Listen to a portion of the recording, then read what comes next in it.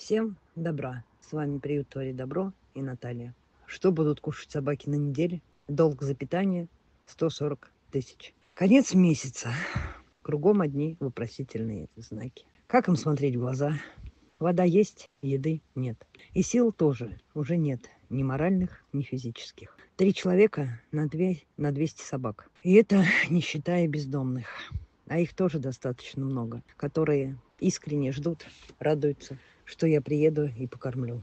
Никогда не думала, что придут такие тяжелые времена, что приют будет жить в огромных долгах. У нас нет выходных, нет праздников. Мы в приюте целыми днями. Количество подписчиков растет, а помощи нет. И что делать дальше, я не знаю.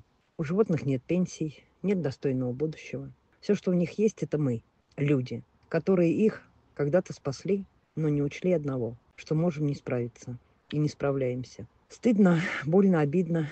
В каждого питомца вкладываю душу, а мы не в состоянии их, к сожалению, накормить. Нас много, и каждый подписавшийся может пожертвовать и 50 рублями, и 100. Любая помощь, независимо от суммы, это помощь.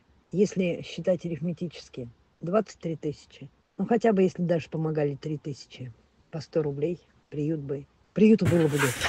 Легче было бы мне, потому что действительно сложно осознавать, что у нас все так очень сложно. Мы не можем в очередной раз помочь какой-то собаке, кого-то спасти, потому что на все финансовое следствие. К сожалению, в наше время бездомным собакам, кроме нас, людей, помочь некому.